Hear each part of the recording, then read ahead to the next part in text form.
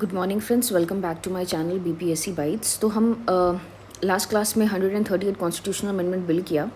अब हम करते हैं लोकल सेल्फ गवर्नेंस या पंचायती राज, जो कि स्पेसिफिकली बीपीएससी के मेंस के सिलेबस में लिखी हुई है या इवन प्री के सिलेबस में लिखी हुई है। ये हम क्यों डिस्कस कर रहे हैं? क्योंकि एक स्टैंडिंग कमेटी है, ठीक है, जो पार्लियामेंट्री कमेटी है, जिसने डिस्कस किया है कि हमारी जो पीआरआईज है ना, वो 3F जो है, फंड, फंक्शन एंड फंक्शनरीज, उससे क्रिपल्ड है, ठीक है। और वो Saptagiri Shankar ji parliamentary committee lead कर रहे थे, तो वो ज़्यादा इंपॉर्टेंट नहीं है, बट बेसिकली हमें इम्पॉर्टेंट है कि हम पंचायती राज को पढ़ें, ठीक है।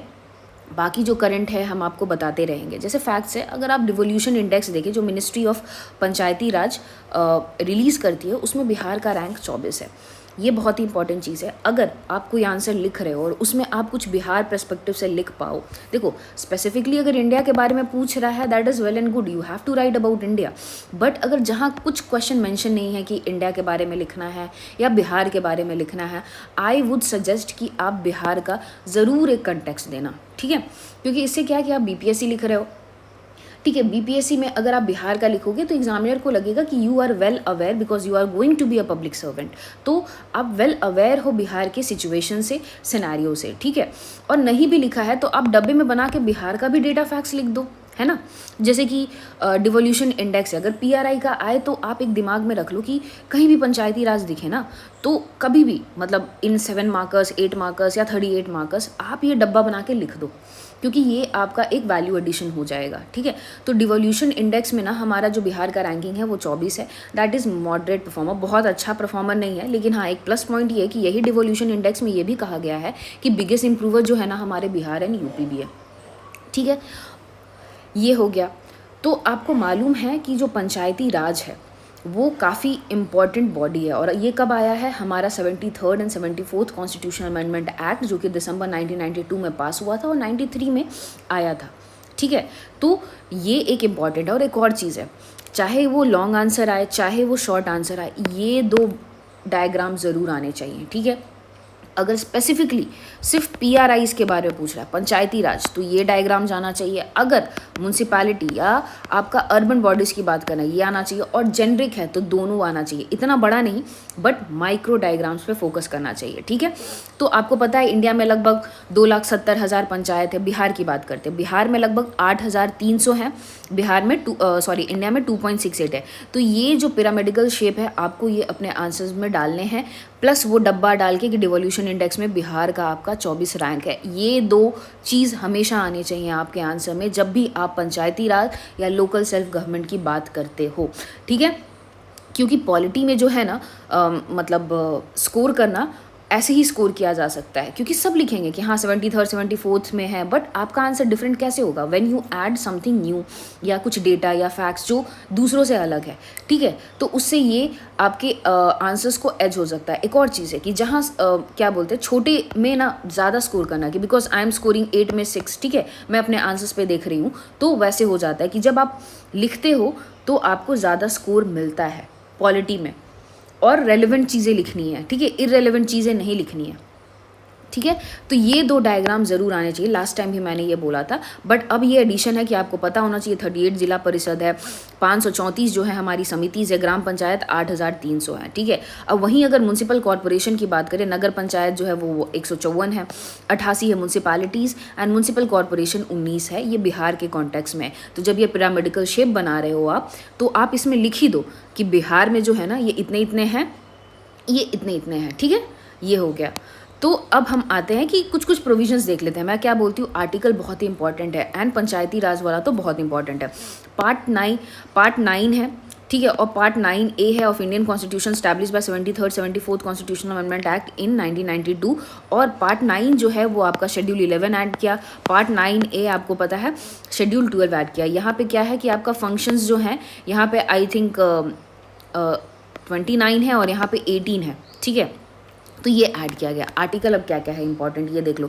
243A ग्राम सभा, ये तो रट लो आप, क्योंकि कुछ भी पंचायती राज का आएगा आपको ये लिखना ही पड़ेगा। तो ये जितना यहाँ मैं लिखी हूँ ना, ये आप रट लो।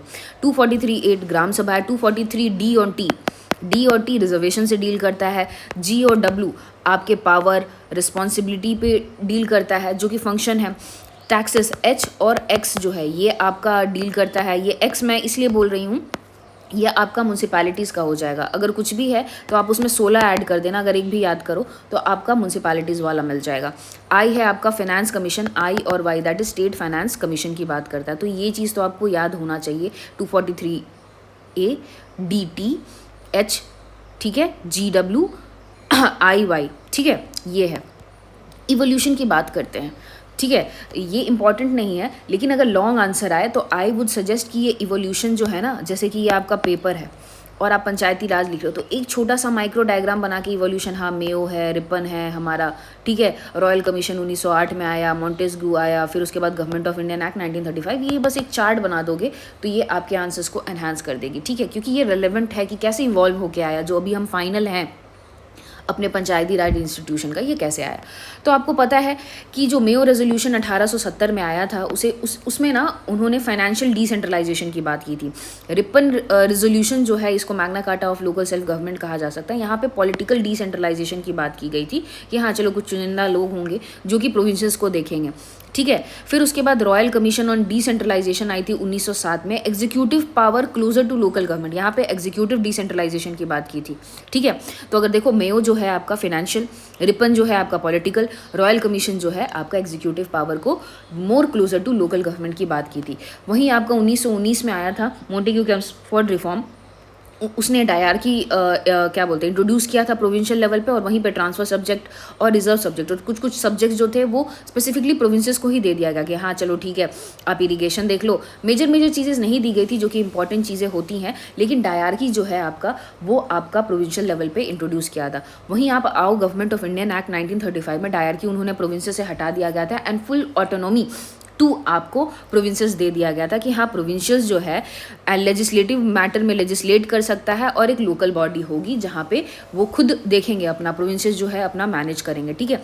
तो ये हो गया प्री इंडिपेंडेंस की बात। पोस्ट इंडिपेंडेंस की बात भी करें तो हमारा कम्युनिटी डेवलपमेंट प्लान 1952 में आया था, ठीक है। फिर उसके बाद नेशनल एक्सटेंशन सर्विसेज भी आया था। फिर उसके बाद क्या हुआ कि आप बताओ कि हम लोकल गवर्नमेंट को कैसे सही कर सकते हैं। तो ये इंपॉर्टेंट बॉडीज़ है, हम तो ऐसे याद करते हैं बैग, ठीक है। तो बलवंत राय मेहता कमेटी था, उन्होंने बोला था कि हाँ 3 टियर होना चाहिए हमारे क्या बोलते हैं पंचायती राज में, जहाँ की आपका ग्राम पंचायत हो, पंचायत समिति हो और जिला परिषद हो। Actually it is more closer, जो अभी जो है ना हमारी सिस्टम वो इन्हीं के करीब में है, ठीक है। तो इनके रिकमेंडेशन पे भी नेशनल डेवलपमेंट काउंसिल बनी। अशोक मेहता कमेटी दूसरी जो है 1977 में आई, इन्होंने कहा कि हाँ भाई 3 टियर नहीं होनी चाहिए, 2 टियर होनी चाहिए, दैट इज़ ज़िला पे क्या डिस्ट्रिक्ट लेवल पे आपका जिला परिषद होना चाहिए और उसके नीचे जो है आपका मंडल पंचायत होना चाहिए, ठीक है। तो अशोक मेहता ने 2 टियर के लिए कहा था। इन्होंने ये भी कहा था कि हाँ चलो रिजर्वेशन तो होना चाहिए ST SC का आपका लोकल बॉडीज़ में। फिर क्या हुआ ना कि GV राव बोले थे कि चलो ठीक है अब तो पंचायती राज का स्टडी करो कि वो कैसे काम कर रहे हैं। तो इन्होंने कहा कि भाई ठीक है हम तो बना दिए हैं लोकल गवर्नमेंट। देखिए कॉन्स्टिट्यूशनल बैकिंग मिली थी 73rd और 74th में, पहले से ही हमारे पास लोकल गवर्नमेंट थी। तो उन्होंने कहा कि भाई हम बना तो दिए हैं लेकिन उसे हम लोगों ने पावर नहीं दिया गया, इसीलिए कहा गया, उन्होंने कहा कि ग्रास विदाउट रूट्स है, ठीक है। फिर उसके बाद फिर मेजर रिफॉर्म्स आए हैं। LM सिंघवी जो है राजीव गांधी के पीरियड में 1986 में उन्होंने फॉर्म किया, तो उन्होंने भी यही कहा कि चलो ठीक है। LM सिंघवी ने ही कहा पहले कि इसे कॉन्स्टिट्यूशनल बैकिंग देनी चाहिए, किसे, हमारी लोकल बॉडीज़ को, ठीक है। और फिर उसके बाद उन्होंने न्याय पंचायत की भी बात की है, उन्होंने जुडिशियल ट्रिब्यूनल की भी बात की। फिर 1988 में थुंगोंग एंड गडगिल कमेटी आई, उन्होंने भी सिमिलर लाइन पे बातें की कि हाँ चलो एक बॉडी होनी चाहिए, ठीक है। फिर यहाँ पे टुंगोंग ने कहा कि reservation at all levels to women की बात की। हम लोगों ने बात की थी कि अशोक मेहता ने रिजर्वेशन की बात की थी SCs एंड STs के लिए, बट वुमेन के लिए नहीं। टुंगोंग ने बात की थी कि हाँ चलो ठीक है ऑल लेवल पे वुमेन को देना चाहिए। फिर उन्होंने ही कहा था कि स्टेट फाइनेंस कमीशन भी होना चाहिए। और सिमिलर लाइन गडगिल भी उन्होंने बोला था कि हाँ एक कॉन्स्टिट्यूशनल बैकिंग होनी चाहिए। ये हो गया आपका हिस्टोरिकल बैकग्राउंड। अब आते हैं फीचर्स में। फीचर्स क्या क्या है? 3 टियर है हमारा। India is the only country जहाँ पे 3 टियर गवर्नमेंट है, आपको पता होना चाहिए। ऐसे ये सेंट्रल हो गया, स्टेट हो गया एंड लोकल हो गया। 18 ईयर से वोटिंग है, कंटेस्टिंग आपका 21 ईयर्स है। 1/3 वुमेन को reservation at the all level हो गया है। रिजर्वेशन का क्या आर्टिकल है? 243D and T। जब भी आप आंसर लिखो तो ऐसे ही लिखना, ठीक है। Article 243D and T। SC ST reservation की बात की, डिवोल्यूशन ऑफ फाइनेंसेस की बात की। फाइनेंसेस क्या है? टैक्सेस करने की पावर, दैट इज़ 243H और X। इलेक्टेड मेंबर्स होंगे, चेयर्स होंगे, तो कहीं ना कहीं हम लोग ग्रास रूट डेमोक्रेसी की बात कर रहे हैं। तो पंचायती राज का आएगा तो पूछेगा कि हाँ what is the significance. Long answers में तो आपको ये ज़रूरत पड़ेगी, शॉर्ट आंसर्स में भले ही ना ज़रूरत पड़े। तो प्रिंसिपल ऑफ सब्सिडारिटी, प्रिंसिपल ऑफ सब्सिडारिटी वही है ना कि हम डिवॉल्व कर रहे हैं, जो भी पावर है नीचे की तरफ परकुलेट कर रहे हैं, ठीक है। हमारा व्यू जो है टॉप डाउन नहीं होना चाहिए, बॉटम अप अप्रोच होना चाहिए। तो हम अगर ग्रास रूट डेमोक्रेसी को बहुत ही ज़्यादा स्ट्रॉन्ग करेंगे तभी जाके हमारी जो इंडियन सोसाइटी है या इंडियन का जो भी सिनारी हो वो काफ़ी स्ट्रॉन्ग बनेगा। तो it is based on the principle of subsidiarity. Foundation for the democratic structure जो है वुमेन एम्पावरमेंट है। आपको मालूम है कि अगर 2,68,000 है तो मोर देन 3 मिलियन वो वुमेन है। या इवन यहाँ पे बिहार में भी है, आपको पता है 50% रिजर्वेशन जो है वो वुमेन को दिया गया है। To meet the SDG goals है, ठीक है। पार्टिसिपेटिव डेमोक्रेसी की, जो वहाँ के लोकल लोग हैं वो पार्टिसिपेट करें। लोकल लीडरशिप भी है कि अगर पंचायती राज में लोकल लोग पार्टिसिपेट कर रहे हैं तो लोकल लीडरशिप है, और जब लोकल लीडरशिप होगा तो आपको पता है कि वहाँ लोकल जो प्रॉब्लम है वो उसको अच्छी तरीके से समझेगा। सपोजिटली मैं बिहार की ही बात कर रही हूँ या एक स्पेसिफिक गांव की बात कर रही हूँ या पंचायत की बात कर रही हूँ, तो उससे रिलेटेड है। अब सपोजिटली कोई गांव है वहाँ पे किशनगंज में या सहरसा में, तो वो फ्लड प्रोन है। तो अब यहाँ जो सूखा, जो गया के जो लोग हैं वो तो नहीं समझ पाएंगे कि क्या है, तो वहाँ का जब लोकल लीडरशिप रहेगा तो वहाँ के जो लोकल प्रॉब्लम्स है उसे डील करेगा। फिर उसके बाद है पंचायती राज जो है वो बहुत ही इंपॉर्टेंट है क्योंकि वो पीपल को, जो वहाँ के गाँव के लोगों को अवेयर कराती है कि क्या क्या गवर्नमेंट है। PM आवास है, उज्ज्वला योजना है, तो इसके बारे में वो कहते हैं, उन्हें जानकारी देते हैं। फिर आइडेंटिफिकेशन ऑफ बेनिफिशियरीज भी local government that is PRIs को हम लोगों ने वेस्ट किया हुआ है। और एक और चीज़ है स्मार्ट विलेजेस की, जो हम बात करते हैं, ठीक है, जो हमारे PM बात करते हैं स्मार्ट विलेजेस की, क्योंकि PRIs बहुत ही इंपॉर्टेंट है उसके लिए, क्योंकि ये इंश्योर करते हैं कि रीजनल डेवलपमेंट हो, मतलब रीजनल जो है ना वो डेवलप करे, ठीक है। उससे क्या होगा कि लॉपसाइडेड जो डेवलपमेंट है ना, कि कहीं ज़्यादा डेवलपमेंट हो गया कहीं कम हो गया, तो ये जब PRIs को स्ट्रॉन्ग करेंगे या PRIs अच्छे से फंक्शन करेगी तो ये जो लॉपसाइडेड है, बहुत ज़्यादा कॉन्ट्रास्ट है, ये नहीं रहेगा, ठीक है। तो this is the importance of PRIs। मैंने बोला था कि state committee on rural development of Panchayati Raj flag partial devolution of 3F, that is fund, function and functionaries. Fund मतलब पैसा, फंक्शन हो गया पावर एंड फंक्शनरीज हो गया लोग, ठीक है। ये तीन जो है ना ये ढंग से नहीं चल रहा है पंचायती राज में, तो कहा जाए कि कुछ भी ढंग से हमारे पंचायती राज में नहीं चलता है। अब हम पहले एस्पेक्ट पे आते हैं, फंड। किसी भी चीज़ को चलाने के लिए पैसा बहुत ही ज़रूरी है, ठीक है।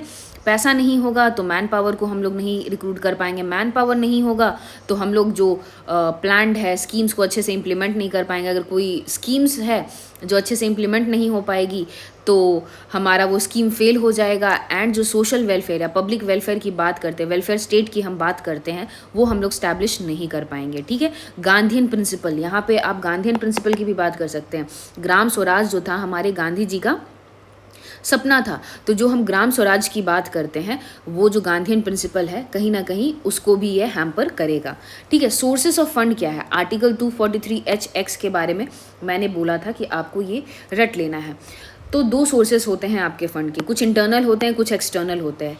इंटरनल क्या क्या होते हैं, कुछ कुछ जो होते हैं लैंड टैक्सेस होते हैं, प्रॉपर्टी टैक्स होते हैं, ये रेवेन्यू, ये टैक्स वाले रेवेन्यू हो गए, ये नॉन टैक्स रेवेन्यू हो गया, रेंट हो गया, यूज़र फी हो गया। अगर आपको पता है यूज़र फ़ी की मैं बताऊं, अगर आप मसूरी या कोई भी क्या बोलते हैं वो माउंटेन वाले एरिया में जाएंगे तो कहीं कहीं पे आपको ना ये फ़ीस देना होता है एंट्री से पहले। आप जैसे मसूरी जाओगे ना तो एक जगह पे आपको वो टोल मिलेगा जहाँ पे आपको वो पैसे देने होते हैं, तो दिस इज़ द यूज़र फ़ी। चूँकि आप वहाँ अंदर जा रहे हो, वहाँ के टूरिज़्म को आप मतलब वहाँ की रिसोर्सेज को यूज़ करो, तो थोड़ा बहुत यूज़र फ़ी वो लेते हैं, that is non tax revenue. External क्या क्या हो सकता है, असाइंड रेवेन्यू और ग्रांट्स एंड लोन। अब एक्सटर्नल असाइंड रेवेन्यू क्या है, टोल, टैक्सेस, ड्यूटी फीस। तो कुछ कुछ क्या होता है आपको पता है, स्टेट फाइनेंस कमीशन होती है और सेंट्रल लेवल पे फाइनेंस कमीशन होती है अंडर आर्टिकल 280, जो कि डिवॉल्व करती है कुछ फंड, और कुछ ग्रांट्स एंड लोन्स होती है जो कि सेंट्रल गवर्नमेंट दे देती है। आपको पता है आर्टिकल 282 के अंदर कुछ डिस्क्रिशनरी ग्रांट होती है जो कि सेंट्रल सेक्टर स्कीम के तौर पे मिलती है। ठीक है, पीएम आवास योजना की हम बात करें या स्वच्छ भारत मिशन की बात करें जहाँ पे हम वॉशरूम बनाने की बात करते हैं, तो ये सब सेंट्रली स्पॉन्सर स्कीम है, तो इसके लिए फंड मिलता है। ठीक है, लोन फ्रॉम फाइनेंशियल इंटरमीडियरीज है, चलो नबार्ड वगैरह से ले लिए। फिर उसके बाद है कैपिटल मार्केट है। कैपिटल मार्केट में आपको पता है गाजियाबाद है, म्यूनसिपल बॉन्ड निकाल देते हैं। म्यूनसिपल बॉन्ड से क्या है कि आप लोगों को बॉन्ड देते हैं और पैसा दे देते हैं और कुछ फिक्स इंटरेस्ट उस पर देते हैं। ठीक है, फिर डोनर एजेंसी है जो कि ग्रांट देता है, वर्ल्ड बैंक है वगैरह है, ये दे देते हैं। ठीक है, तो एक्सटर्नल सोर्सेस आपको समझ में आ गया नॉमेनक्लेचर कि हम फंड कैसे लाते हैं, कि कुछ इंटरनल है, एक्सटर्नल है। इंटरनल में पता है टैक्स है और नॉन टैक्स है, एक्सटर्नल में असाइंड है और फिर ग्रांट्स एंड लोन है।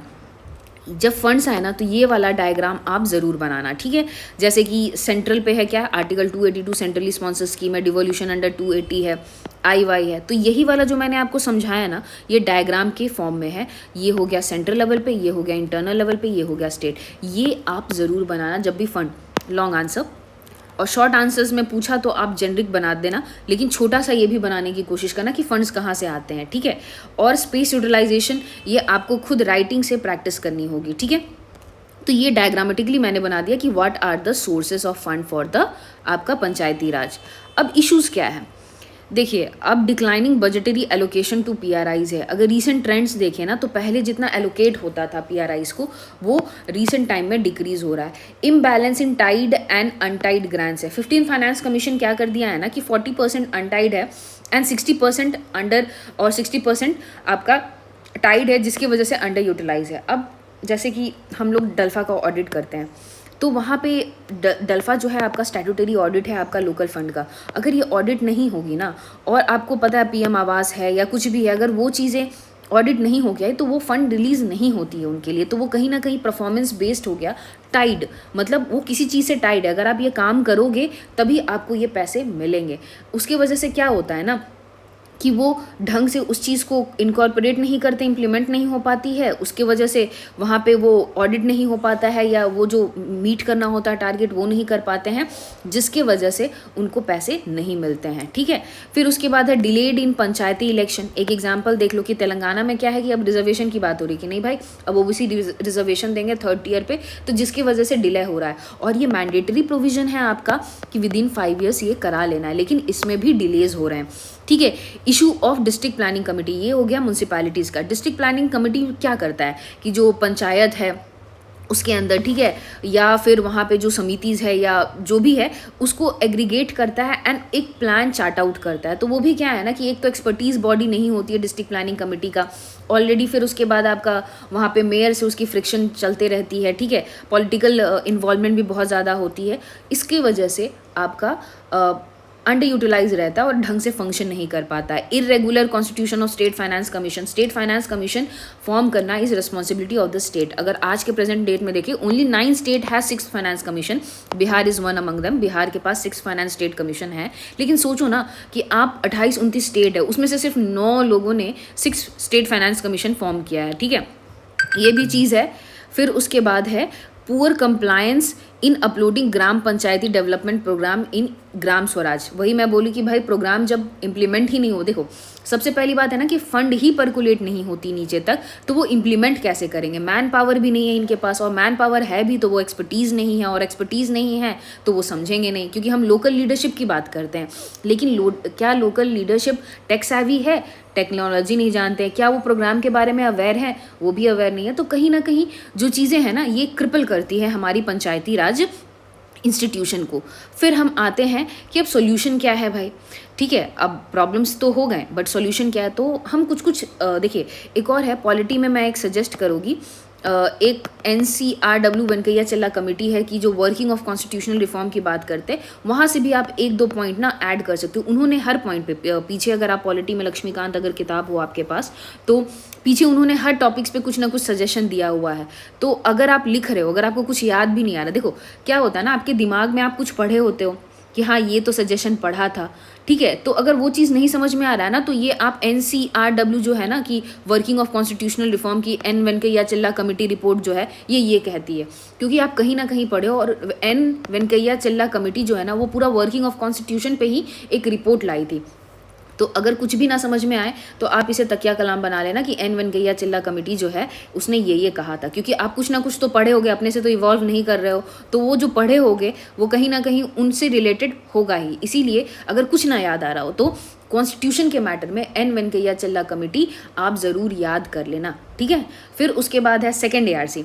अब आते हैं यहाँ पे सेकेंड ARC जो है GW, आपको पता है पावर की बात करते हैं, मैंडेटरी कर देना चाहिए। क्या क्या क्या होता है ना कि मतलब कुछ स्टेट हैं जो बना तो देते हैं पंचायती राज, लेकिन बहुत कम ही पावर वेस्ट करते हैं, ठीक है, कि 29 है या 11 है आपका जो फंक्शंस है, उसमें से हम 1-2 ही दिए, बाकी उसको हम नहीं दिए, because it is discretionary of the state, इसीलिए वो वेस्ट नहीं करते। तो second law commission, second ARC कहता है कि उसे मैंडेटरी प्रोविजन बना देना चाहिए। लेजिस्लेटिव काउंसिल जो है ऑल स्टेट में होना चाहिए। आपको मालूम है 6 या 9 में है, I am not sure, I think 6 में है। 6 में लेजिस्लेटिव काउंसिल है। और लेजिस्लेटिव काउंसिल क्यों फॉर्म करने की बात कर रही है? क्योंकि आपको मालूम है कि जब लेजिस्लेटिव काउंसिल फॉर्म होती है तो वहाँ कहीं ना कहीं म्यूनसिपैलिटीज़ एंड पंचायतीज़ की भी रिप्रेजेंटेशन होती है। एंड जब वहाँ पे रिप्रेजेंटेशन होती है तो वो अपना ग्रीवांसेस, अपना जो भी प्रॉब्लम है वो वहाँ पे पुट इन कर सकते हैं। एक ब्रॉडर उनको एक प्लेटफॉर्म मिला है जहाँ पे कि वो अपने ग्रीवांसेस को रिड्रेस कर सकते हैं। फिर स्टेट फाइनेंस कमीशन को जो है ना टाइमली रिपोर्ट करना चाहिए।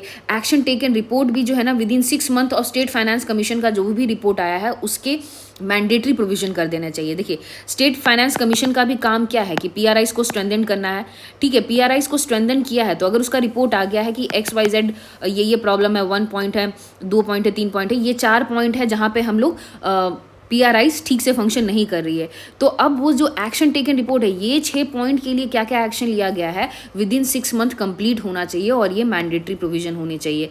लोकल बॉडी ओम्बड्समैन होना चाहिए। ओम्बड्समैन क्या होता है ना कि जैसे नेशनल लेवल पे है लोकपाल है हमारा, स्टेट लेवल पे लोकायुक्त है, करप्शन वगैरह जो होता है उसको आप जाके रिपोर्ट कर सकते हो। तो वैसे ही कुछ आपके लोकल लेवल पे भी होना चाहिए कि देखो local level is also corrupt, बहुत ज़्यादा करप्शन है। आपको पता है कि जो स्वच्छ भारत मिशन में है तो वो 3 इंस्टॉलमेंट में आपको पैसे मिलती है। तो क्या होता है ना, क्योंकि फर्स्ट इंस्टॉलमेंट का पैसा मिलता है, तो जब ये फर्स्ट इंस्टॉलमेंट का पैसा कब मिलता है? जब ये फर्स्ट फेज़ ख़त्म हो जाता है तब आपको सेकंड फेज़ का मिलता है। सेकंड फेज़ का मिल जाता है, कंप्लीट हो जाता है, तब थर्ड फेज़ का मिलता है। तो क्या होता है ना कि ये फर्स्ट फेज़ सेकंड फेज़ तो कंप्लीट कर देते हैं, वो थर्ड फेज़ वाला पैसा खा लेते हैं, क्योंकि आपको दिखाना होता है कि ये तो कंप्लीट हुआ है तभी आपको ये मिलता है, क्योंकि टाइड है, मैं बोली थी टाइड या अनटाइड होता है। तो वही होता है कि जो स्वच्छ भारत मिशन वाला में वॉशरूम बनाना होता है, शौचालय बनानी होती है, तो वो 3 इंस्टॉलमेंट में आती है। तो वो क्या करते हैं कि पहला फेज़ वाला बना देते हैं, दूसरा फेज़ वाला बना देते हैं, क्योंकि दूसरे फेज़ पे ही तीसरे का मिलेगा, और तीसरा वाला खा जाते हैं। तो दिस इज़ द करप्शन, कि ये करप्शन जब मतलब वो पैसा चला गया तो अब क्या है कि अब वो टैग कर देंगे कि हाँ भाई ये बन गया है, but the point is actual ground reality पे ये बनता नहीं है। तो ये जो करप्शन को रिपोर्ट करने के लिए कुछ लोकपाल या लोकायुक्त जैसी बॉडी होनी चाहिए, ओम्बड्समैन वाली होनी चाहिए। फिर दूसरा है नॉर्मल सी बात, रेगुलर ऑडिट होनी चाहिए। आप लिख सकते हो एन वेंकैया चिल्ला कमेटी की ये रेगुलर ऑडिट कराती है। एक विधि सेंटर है, ठीक है, NGO है, वो बोलती कि प्रोफेशनल टैक्स जो है ना वो लोकल बॉडीज़ को वेस्ट कर देनी चाहिए। अब आपको पता है कि कोई भी, जैसे हम लोग गवर्नमेंट एम्प्लॉयज़ है तो सितंबर के महीने में जो होता है वो हमारा प्रोफेशनल टैक्स कटता है। तो वो लेवल वाइज है कि अगर आप लेवल 9 से या 3 लाख से नीचे आपका कोई प्रोफेशनल कैट नहीं कटता है, फिर 3 लाख से 5 लाख तक कुछ है, फिर 5 लाख से आपका 7 लाख तक है, 7 लाख से ऊपर है तो आपका 2500 जो है मैक्सिमम सीलिंग लिमिट है वो कटता है। आई थिंक 1000 है, 1500 है और फिर 2500 है। तो ये प्रोफेशनल टैक्स जो है ना ये कहीं ना कहीं हम लोकल बॉडी को वेस्ट कर दें, ये स्टेट गवर्नमेंट के पॉकेट में जाती है। तो स्टेट गवर्नमेंट के पॉकेट में ना जाके ये लोकल गवर्नमेंट के पॉकेट में जाए, ठीक है। और स्टेट फाइनेंस जो कमीशन है उसका मैंडेटरी फॉर्मेशन करना है। अभी हम लोगों ने पढ़ा कि 9 ही स्टेट हैं जो कि 6 फाइनेंस कमीशन फॉर्म की है, तो ये एक मैंडेटरी प्रोविजन कर देनी चाहिए, ठीक है। तो अब इसका कंक्लूजन क्या लिखेंगे कि हाँ अब क्या बोलेंगे कि हाँ ठीक है ये हमारी पंचायती राज की कुछ डिसएडवांटेजेस हैं, तो जो मेजर एक्शन है उसे लेना चाहिए और लेके हमारी जो ग्रास रूट डेमोक्रेसी है उसे स्ट्रेंथन करना चाहिए। और जब स्ट्रेंथन होगा तभी हम विकसित भारत बना सकते हैं। जो विकसित भारत एट द रेट 247 की बात करते हैं हम वो कर सकते हैं। तो स्मार्ट विलेज या विकसित भारत के पिलर में ये जो पंचायती राज है काफ़ी इंपॉर्टेंट रोल प्ले करेगी। तो आप इसे ऐसे कंक्लूड कर सकते हो, ठीक है। तो अब अगली क्लास में क्या है ना कि हम फंड्स तो पढ़ लिए, फंक्शंस एंड फंक्शनरीज पढ़ेंगे, फिर उसके बाद कोऑपरेटिव्स के बारे में पढ़ेंगे। तो आप देख लेना तो लोकल गवर्नमेंट जो है ना हमारा वो पूरा कवर हो जाएगा, ठीक है। एंड कोऑपरेटिव्स हमारी इंपॉर्टेंट भी है क्योंकि हमारी न्यू मिनिस्ट्री कोऑपरेटिव्स फॉर्म हुई है और अभी पैक्स का इलेक्शन भी हुआ है बिहार में, ठीक है। तो पैक्स 2 कोऑपरेटिव के अंदर नहीं आती है, तो कहीं ना कहीं वो बहुत ही इंपॉर्टेंट हो जाता है। And cooperative is also an important yard stick for local self government. अगर कोऑपरेटिव ठीक से फंक्शन कर रही है तो वहाँ के लोग को अच्छे से पैसे मिल रहे हैं, एम्प्लॉयमेंट मिल रहा है, रोज़गार मिल रहा है, या जो भी है, वो कोऑपरेटिव्स भी बहुत ही इंपॉर्टेंट होती है एक लोकल सेल्फ गवर्नमेंट की। इसीलिए उसको कॉन्स्टिट्यूशनल बैकिंग दी गई है और पार्ट 11B हम लोगों ने ऐड किया है, ठीक है।